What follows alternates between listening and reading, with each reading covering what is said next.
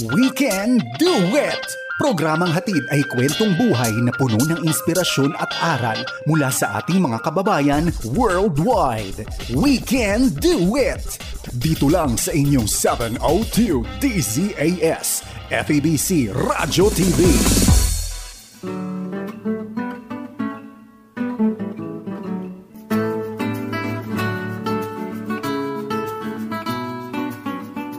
Magandang araw po sa inyong lahat mga kaibigan. Narito naman po uli ang mga ngiti namin. Kami po ang inyong mga kasama dito sa ating programang We Can Do It. Ito po si Jonathan Mortiz. At ito naman si Maru Cepeda Javier. Kamusta kayo mga kaibigan? Maraming salamat ha sa mga sulat-sulat niyo sa amin. Thank you. At di ba rin gumaganon ako eh. Sabi mo, di ba? Sabi mo gano'n. Alam niyo ho, kanina ho naghihintay si Ate Maru sa akin. Kaya ho, bumili ho siya ng damit. Ayan. Gusto niya ipakita yun. Isang kamay lang po yan. Ang ganda. Oh, it's really nice. Yeah. And thank you, Lord. Pang Happy New Year. Yeah. Pang Happy New Year talaga. But gusto ko lang pasalamatan yung mga nagre-respond sa ating tan. Sumusulat sila, short or long. Magkwento pa kayo and right. We are so glad to hear from you. Pagka nagkwento ho kayo, habulin ho kayo na Ate Maru. Yeah. Hindi ho pananakot yun kasi gusto ho namin kayong maging pagpapala. Yes. Mga guests natin, ngayon pa naghihintay sa atin ng ating pong guest and she will be a blessing to us. Yeah. Ang ating guest, actually, nakita ko siya sa Facebook ko, sa Messenger.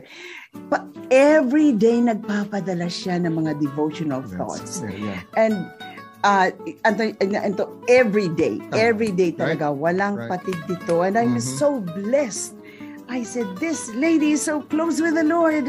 Sabi ko, I wanna talk to her and hear what she has in her heart. And she has so many things to share. Oh, yes.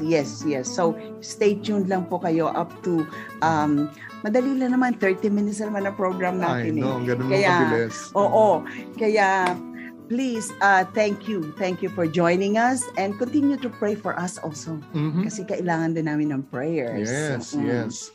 Well, for 2022, Auntie Maru, maraming mga nangyayari and we are so thankful sa privilege na nandito tayo sa ministeryo ng FEBC International. Ang gawain po ng Panginoon ay magpapatuloy. Ang gawain po ng Panginoon ay para siyang malakas na tubig na dumadaloy. And yung blessing niya ay it will continue on. Kung hahanap rin po siya ng daluyan. Yun. At tayo yun. Uh-huh.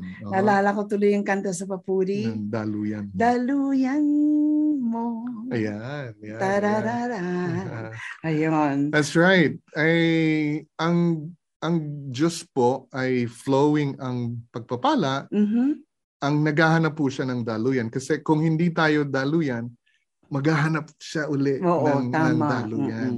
And it doesn't stop. It doesn't stop sa atin. Kasi pagka naging stagnant yung tubig, magkakaroon ng lumot eh. Yes. Diba? At saka may amoy, gano'n. Pero yung dire-diretsong tubig, doon may diretso ho yung blessing. Kahit ho yung daluyan, nagiging pinagpapala na, yung mga dadaluyan pa, pagpapalain Amen. Ang FEBC po ay gano'n. Yun ho ang habol. Gusto ho nating maging daluyan ng pagpapala. Pero hindi ho tubig. Airwaves naman. Media, internet, however, we're still gonna talk about, Ate Maru, yung mission ng Panginoon sa shortwave. FEBC started ng shortwave. At alam ho ninyo, shortwave is an old technology. Kaya lang ho, ang shortwave kasi ay mas malawak ang naaabot. Kasi umiikot yan eh. Yung signal actually umiikot. Kung hindi ako nagkakamali, hindi ako engineer, hindi ako telecommunications engineer, parang 3 beses yata umiikot sa mundo. Sa mundo. Okay. Sa mundo. Pero, iba kasi ang shortwave, iba yung FM, iba yung AM. However, ang habol kasi natin abutin yung mga lugar na restricted. Oh, I see. And Okay. also yes. yung mga remote areas, kaya we're still using shortwave. However, may mga changes na nangyayari din, di ba? Kasi ngayon may mga new technology, new media. However, na-share ko sa inyo kung paano napagpala ang isang people group sa Myanmar, di ba? Hindi na natin babanggitin yung people group and how they were prepared until yung mga missionaries, yung mga ground troops na tawag natin, pumunta doon, ready na sila. Sabi nga ng mga misyonero naglalakad doon. And this was just last year, ha? Okay. This was just last year. It happened last year before nagkaroon ng military junta sa Myanmar. Sabi nila, paano yun na alam ang Panginoong Jesus? Nakikinig ho kami sa radyo galing sa Pilipinas. So yun, sa Myanmar po yan. Kaya ganyan ho ang paggamit ng Diyos. And still, kasi hindi ho natin to hihinto kasi marami nga tayong mga technology na ngayon, media technology. Kasi alam natin na marami pa ring nakakarinig o kailangan. Ito lang yung lifeline nila ng Ebanghelyo. Kasi ito yung mga liblib na lugar na walang kuryente, baterya lang ang gamit nila, and walang transportation. So ito, kumbaga ito yung pastor nila. Lagi nga nila sinasabi, kayo ang pastor namin sa lugar na ito. Yeah. So ito ay mga stories natin, mga testimonies na sa isang liblib na lugar po sa Thailand naman, kahit to Thailand. Ang Thailand is progressive na, pero meron pa rin mga areas dyan na liblib. Okay. So ito ay isang interview ng ating programmer. Pumunta siya sa isang liblib na lugar.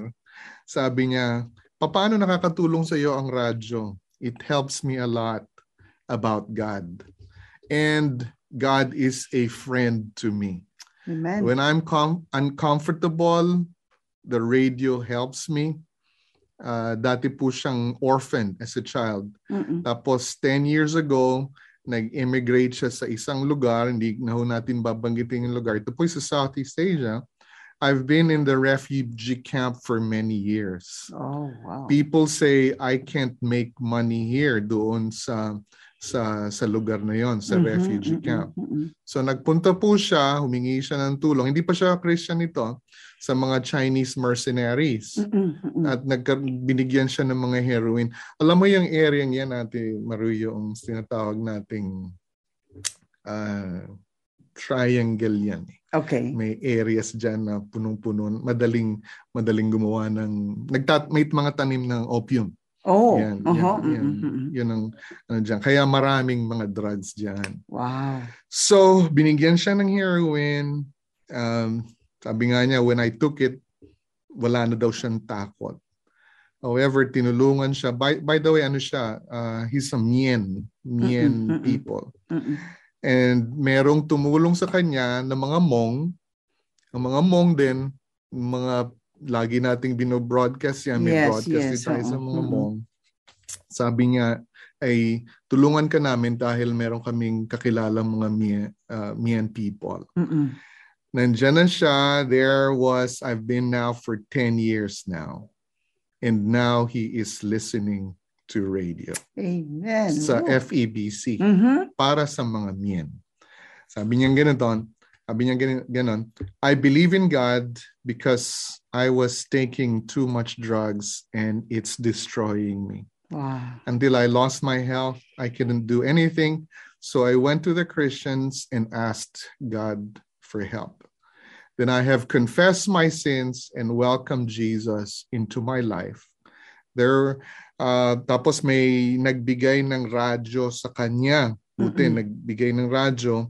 And then, yun nga, until now, hanggang ngayon, ay nakikinig siya sa programa po ng FEBC. Amen. So, are you listening every day? Ito shortwave, ha? Shortwave to. Hindi ito AM or FM. Sabi niya, yes, every day I listen to the broadcast ng Mien broadcast coming from the Philippines, and we thank the Lord for that. Yes, yes. And Ate Maru, ilan lang yan, isa lamang ito sa magandang testimony, at meron pa tayong ilang mga testimonies pa rito. Ito naman is Mien listener din. Sabi niya ganon, "Teacher, I tried to contact you, but I can't make a phone via messenger. Today, my grandson can see me. I let him make a call to you. I want to tell you that your radio program has lifted my life through many years. I listen on shortwave radio, hindi mobile phone, kasi meron tayong broadcast ng mga new media. We are waiting for the radio program to go on the air every morning. I said to him that the shortwave radio is still needed here." He said, "We have been listening to the Mien radio for many, many years. Our faith started here, and help us not to lose this shortwave broadcast." Wow. Kasi yun lang talaga lifeline. Yes, yes. Yeah, wow. Thank you. Thank you, Lord, for radio. And shortwave, we'd just like to highlight that. Kasi sabi nga ng marami, it's an old technology. Yes, it's an old technology, but still reaching the remotest.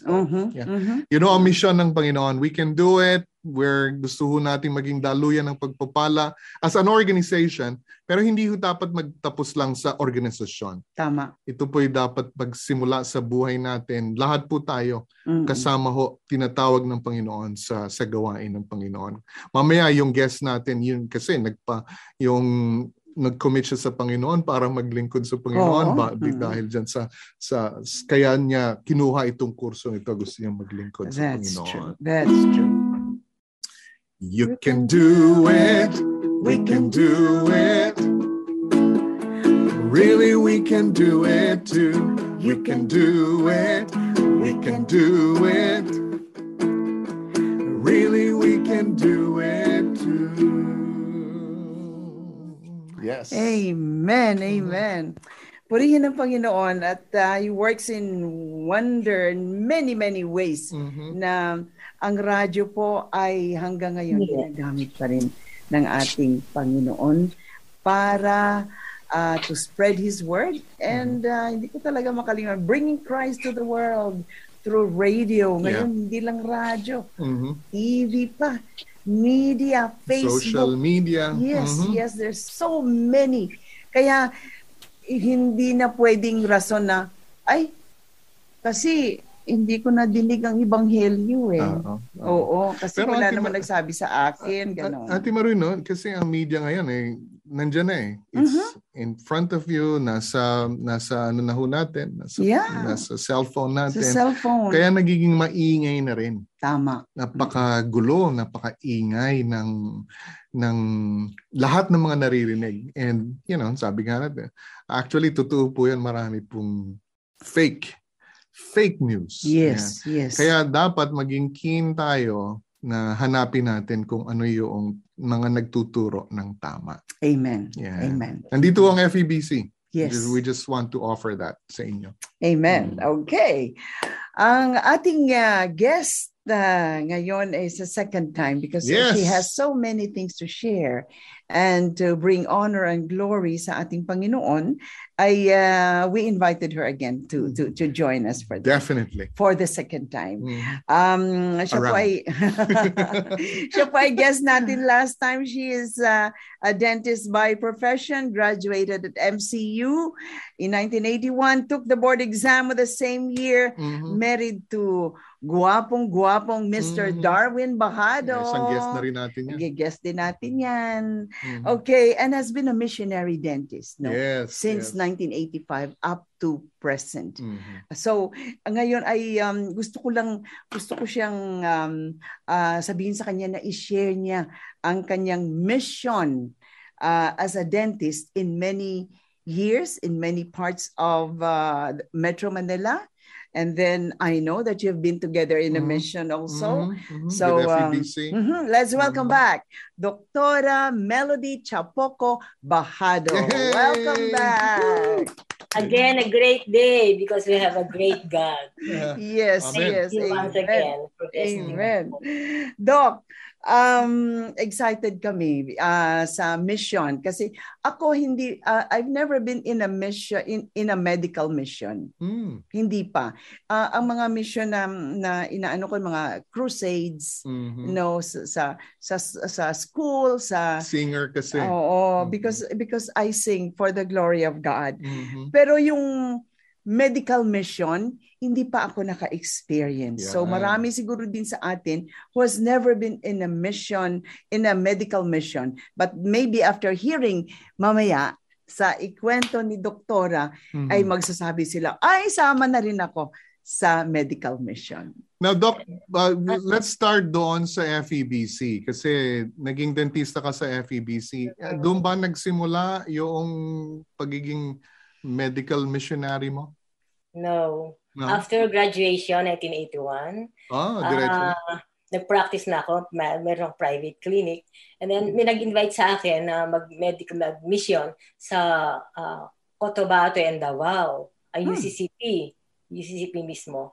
So, yun. Doon ang first time ko, we did the hiking for a day, ganon, bundok, talagang challenging at the same time so ako noon interesado kasi ako kaya enjoy ako. So yun, so first time. And then 1985 may different groups na kung saan churches na in different churches na Christian churches ang na-involvean ko. And then 1998 noon kasi dahil nga involved na ako sa missions, nakilala ko si Dr. Josie Olea. Yung company dentist, medical doctor natin. They decided na magkaroon ng dental clinic. Kaya ako ang naisip niya dahil malapit ako sa Valenzuela, sa Karuhatan, Dalandanan.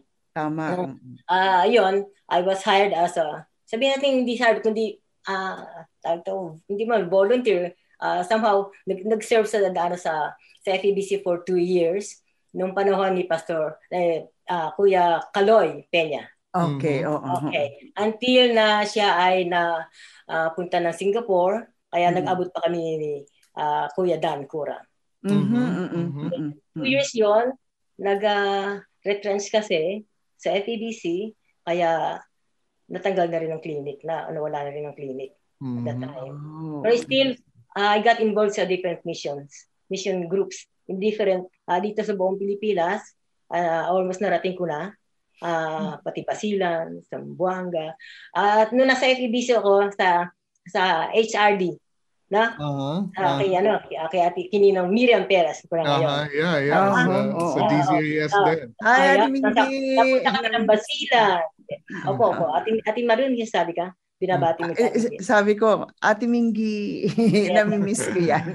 Miss ko yan sa DZAS. Yeah, boss natin yan. Well, dyan ko na-meet si Doktora, yung DZAS medical dental. The breakthrough time. In-invite ang FEBC, ang HR. HR din ako. Right. Well, Doc, just to see how you're so excited sa ginagawa mo. Kasi from the very start di ba, yung nag-choose ka where God is leading you, nag-commit ka talaga na maglingkod sa Panginoon. We could see that in your life. I'm on fire din. On fire ako talaga sa Christian life ko. Kaya sabi ko, I want to serve God through that serving people. Oh, praise God. At saka yung mga desire na ganun, very contagious talaga yan. Sayang lang din hindi tayo nag-abot sa FEBC, no? I left FEBC 1986. So wala na, but anyway. Well, umalis si Ate Maru para makapasok kami sa FEBC. Ganon. Magkasama na kami. Nakita tayo, Ate Maru, reunion, bale. Parang yes. Ang dami ng tao. Doon sa 70th anniversary, Yeah, that's right. Oo. Ganun naman when God closes the door, He opens the windows. Mga transition natin sa ating ministry. So tell us maybe one or two mission highlights na pwede nyo i-share, Doc, sa amin. Usually sa medical mission, so may mga kanya-kanya department, basta nasa dental department ako, bago dalhin sa amin na evangelize na, di ba? Kasi yun ang task ng medical mission. Okay. To share the gospel, to share the love of God. And we want to reach them out by touching them physically. Kaya hindi lang spiritual muna. Hindi lang spiritual, kundi mas madaling itas ang tao. Parang pagka tinatouch mo physically. And then after that, si-sharean pa ulit pagka-pray. Kaya yung medical mission talagang ang ganda ng konsepto niya. Even in our church, local churches, ginagawa rin namin yun. Kasi doon ko nakita ko yung paano tayo mag-share. That's one way of spreading the love of God. Yung sa medical mission, all walks of life. Makakausap mo, makikita mo sa mga tao. At saka talaga makikita mo yung mga needs nila. Makikita mo rin yung needs nila more on spiritual. Kasi may mga pasyente na hindi na sila pupunta sa doktor. Kasi upon the sharing the gospel and praying for them, na-heal na sila. No? Ang ganda. Kaya yun sa dental department, talagang kailangan dahil ang daming cases ng Filipino talagang decade ng mangipin. So, nakakatuwa na mag-serve sa kanila kahit talagang pagod kasi talagang effort pagka-dentist. Pero ang sarap talaga. Yung bang puntong na kahit na sabing dugo-dugo yung bibig.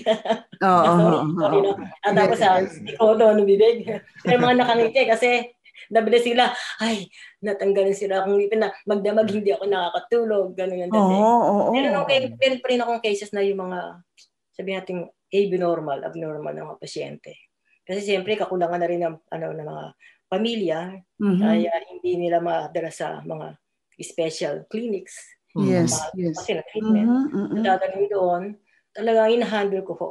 Alam niyo kasi bakit meron din akong kapatid na abnormal na normal. Yung pangalan. Lalo ang heart ko na sa kanila. Kaya kahit kung mahirap i-treat, talagang isasantabi ko yung ibang pasyente. Ito muna ang unahin natin. Naku, totoo lang. Pagka gano'n na. Alam mo yun. Yeah, definitely. Doon sa mga lugar na pinupuntahan natin. Kasi talagang pupunta tayo doon sa mga lugar na hindi naman nila kaya basta-basta makapunta ng dentista. Kaya that's true. Doon. Doc, habang nandito ka na rin, bigyan mo ng mga tips naman para sa atin yung really just taking care of our health, our teeth. Oh, yes. Yeah. Unang-una, dapat talagang malakas tayo uminom ng tubig kasi nakaka-wash out yun. Yung proper toothbrushing technique dapat ay gawin din natin. Hindi lang yung sabing ito ang sinasabi up and down o maganon. So, pero basic talaga, we should know yung how to proper toothbrush ng at para hindi talaga nag-stick yung mga pagkain doon. And pinaka-importante talaga yung nagko-floss. Dental floss, yes. Ako na-practice ko na yon, no? And then, hindi yung nagmamadali. Basic lang po ito, hindi yung nagmamadali kasi napaka-importante ng ngipin ng oral. Tama yan. Kaya lang, the most neglected part yata ang ipin, ang bibig, no? Marami, umakain pa after toothbrushing sa gabi. O kaya, masyadong sa panahon na, COVID, talagang ginagawa ng tao, puro kain, ano? Kain. And then, o kaya ay tawag ito, yun nga, hindi nakaka-visit ng dentist. Kasi kakulangan na rin most of the Filipinos, ganun ang problema.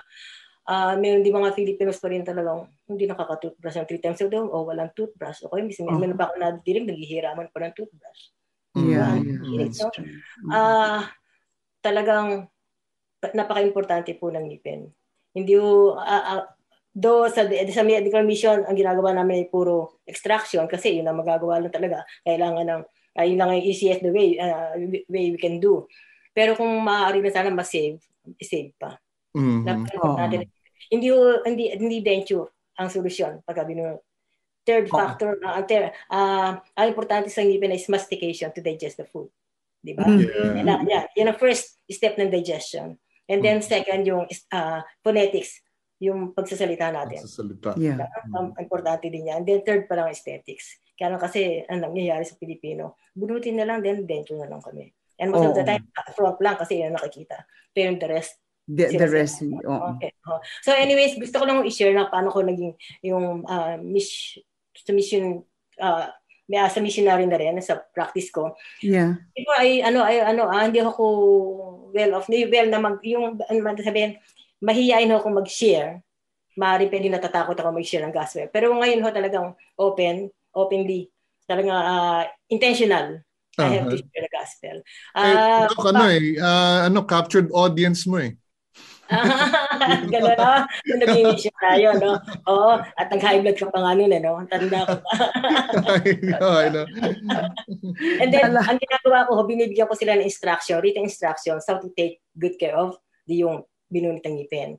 And with that, meron akong printed na Romans way of evangelism. I-discuss ko yun, sinishare ko sa kanya bago ko sila bunutan ng ngipin, o kaya bago ko sila i-treat, o kung ano man dental treatment na kailangan. And then, as much as possible, sinner's prayer. And yun, pinaliliwanag din sa kanya. Ang sarap po ng feeling na gano'n, hindi lang physical, kundi spiritual. Yeah, Doc, nagkaroon ka ba ng experience na yung hindi kayo winelcome sa area or ganung mga yes, oo. Basta sa mga yung sabi nga NPA infested areas. Nakarating kami doon, no? Talagang uumangan ka. Sabi meron bang Armalite Uzi So nagkaroon kayo ng ganung mga experiences. Pero I would say majority ay very, very welcoming dahil nga you're there to help. At the same kasi before we go there, talagang sinasurvey mo na yung area. Yes. Yung talagang kailangan nyo ba ng needs sa medical mission? Correct. Kaya naka-ready na. Maraming logistical preparations kasi sa mission. Wow, talagang alam nyo mga kaibigan, very important kasi ang ngipin eh. Sabi nila kilay is life, hindi, ngipin is life. Kasi di ba yung iba gusto ngayon ko lang narinig yung kilay is life. Sa mga babae yun. kasi di ba yung iba gusto tumawa pero di ba nakaganti. Tsaka ba open nyo to? Amoy, joke ko. Importante yan. Oo. So talagang we have to take care. I have to take care of my people. So, basic lang po yan. Thank you so much for... so talagang, Doc, maraming salamat for sharing this. At I hope na yung ating mga tagapakinig hindi lang din dental mission. There's a lot of missions that we can be involved with. So, and but you can help. Ate Maru, I'd just like to point out kasi yung totality ng tao, yun yung habol natin. Ano? Yeah, when we serve the Lord, yung totality ng tao. Yeah. At saka nakikita ko, yung dental mission is Christianity in action. Diba? After sharing, here it is, mga Kristiyano may ginagawa, hindi lang yung salita ng salita. So, doon ko nakikita na napakaganda ng mission ng mga doctors sa ating guest ngayon, mga dentists. Very, very important. And we are so glad na i-share mo, Doc, sa amin. I remember, mayroon akong kamag-anak na dentist din. Siya nakakatawa siya kasi lahat nakanganga. Tapos tanungin niya wala namang masabi kundi doon niya inaano, doon niya banata na. But anyway, thank you so much for all of these, Doc. Thank you. Thank you so much din po. Privilege po. For the glory of God. For the glory of God. So yan po si Dr. Melody. She can do it. Whatever God has given you as a gift, gamitin po natin yun. Yes. We can do it. We can do it. Yes, we can do it. With Christ who gives us strength, we can do it. Yes, we can do it.